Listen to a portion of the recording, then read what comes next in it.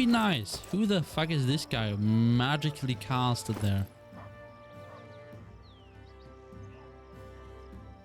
Great. Almost leveling. It's good. Doggo. Happy. Tell me, do you get my bonus points? It says +2. Does it mean what it means? What it should mean?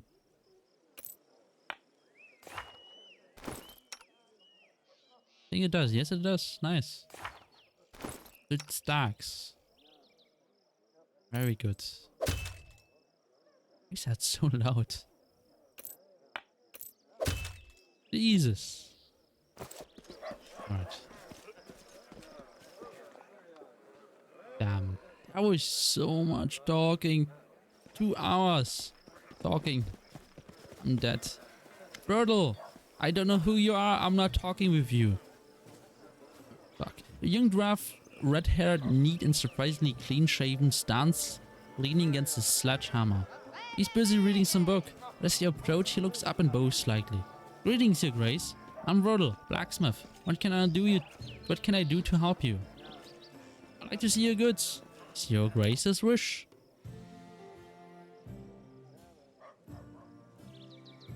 Nothing. I want. Oh my god. Adamantite. Okay. Okay. Too expensive, so I'm not gonna look at it and be sad that I can't get it. Alright, he doesn't actually offer much. Alright, I'm gonna talk with him another day. The tiefling girl looks as though she is made of spring. She cannot stand still for a moment. She nods her head, snaps her fingers, and taps her feet to an inner rolling song. Seeing you, she quickly waves her hand and breaks into a wide smile, and immediately starts jabbering. You greet, welcome. What do you want, squirrels? I found. I will want to regret it. I saw this where we must a little. Okay, that's probably how she talks, anyways.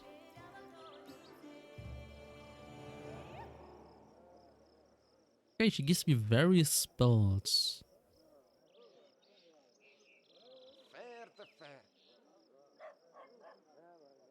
I'm gonna look through them another time.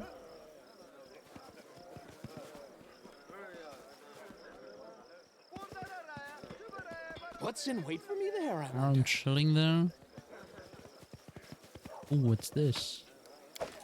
Someone dropped his quarterstaff.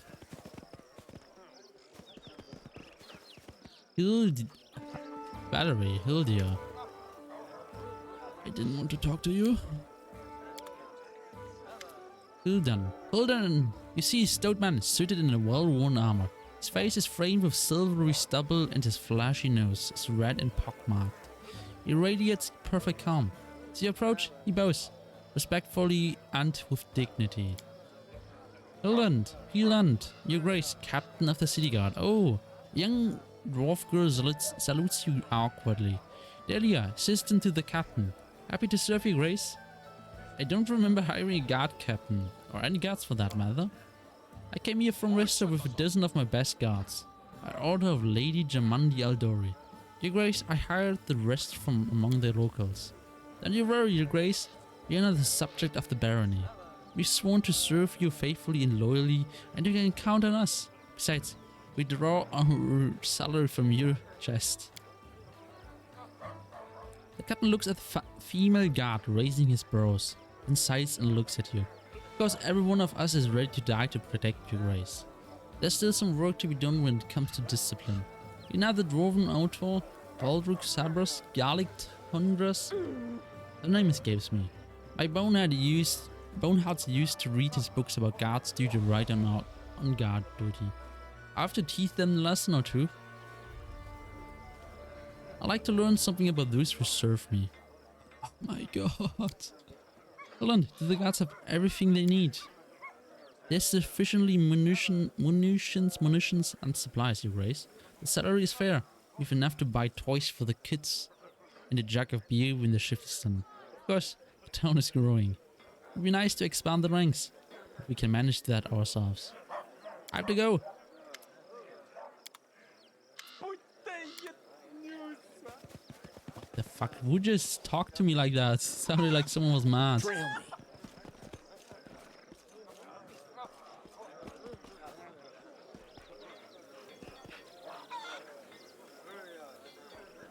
How What? may I serve you, Your Grace? What role might you play in my government? Your Grace, if there's one thing I know, it is matters of faith, whether it is my own god or some other deity. If you appoint me as High Priest, I'd be able to do much good. On the other hand, politics or questions of trade, I know little of such things. Okay. Okay. You're useless, essentially. Is that what you want to say to me? I hope I don't pay his... What is that? Pay his salaries. I don't want him. Alright, there are a bunch of buildings. Just scratch my nose. Oh, you! The one I don't care about. What the fuck?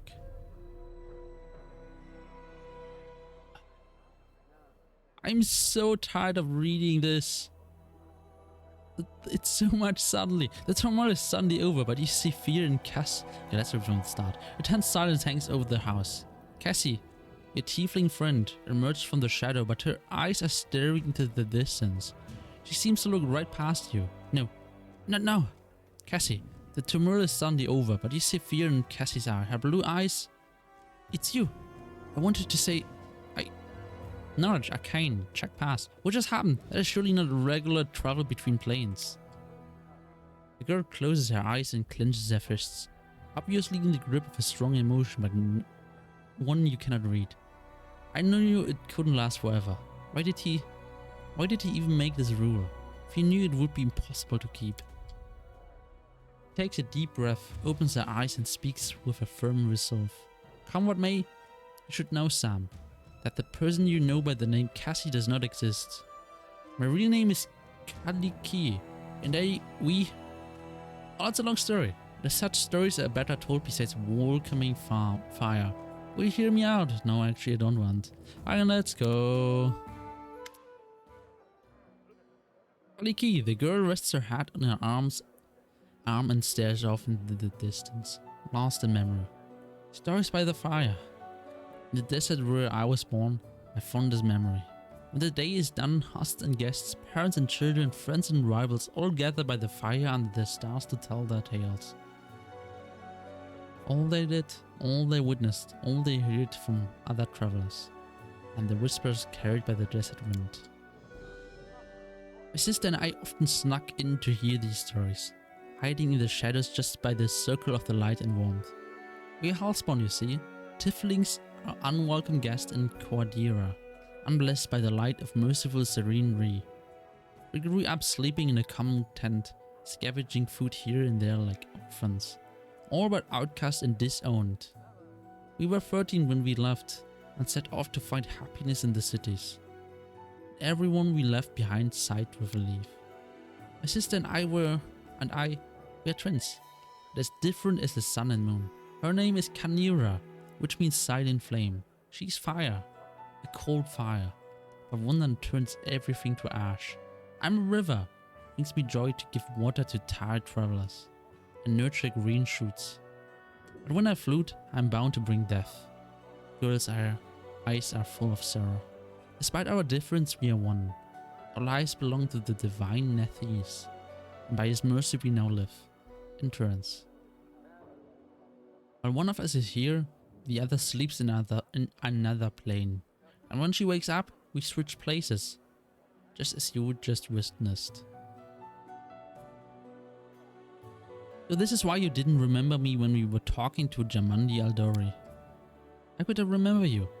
I'd never met you at the time. That was Kanira. She was the one who talked to you at the reception and helped you fight off the assassins. We usually write each other notes, recounting in detail all that happened, describing any friends that Casey had met. That time we switched right in the middle of a mansion engulfed in fire and filled with assassins. Kanira didn't have time to write any notes. And who is it you began to live in turns? Really lowered her head. This story, it's one I've never told to anyone before. No one in the whole world. It's not easy to confide in a stranger. There's too much grief and guilt in it. If you don't mind, I'd rather not go into all the details. Oh, I would love if you don't go into the details right now. She goes into the details. You see, my sister died and I couldn't get over it. Kanira was killed by a soul eater. Monsters summoned by secret followers of Abaddon's archdemons. Those who summoned him died in the fight. But the beast was too strong for my sister. And I wasn't even there to protect her. Kalikke catches her breath. We just had a fight. And we both did some stupid things just before. I don't want to talk about that now. When I found out what happened to my sister, I was ready to make deal with any power. Only I could just get her back. I found such a power. I was contacted by the arcane, the herald of the god Nethins himself. He promised she would return Kaneth to life, but on 2 conditions. First, we must both keep the arrangement a secret. Second, we would never be able to meet again. And so our new life began. Now we flee through the world, guarding our secrets, always introducing ourselves as Casey, to hide that there are 2 of us. We switch places with each other at random. While one lives, the other sleeps in a demi-plane, one created specially for us. And you can't control these switches? No, we can't. They happen at random, most often while we were sleeping, but sometimes in the broad daylight. That's why we can never stay in one place for long. When someone witnesses a switch, we usually tell them tales of a special magical way of traveling. But people start noticing strange things and begin to figure things out. Truth be told, I'm so tired of having to pretend. We knew this couldn't last forever. And now the truth is finally out. What's the point in all this? You revealed your secret to me. Means you broke one of the rules set by the deity's herald.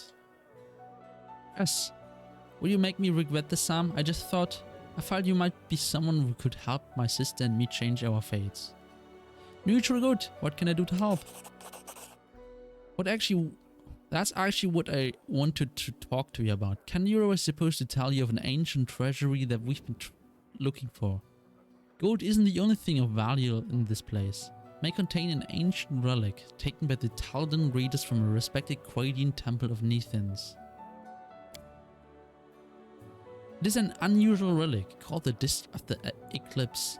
I once heard a beautiful story that it was created from the shadow that hides the sun and the moon, but I don't think that could be the truth.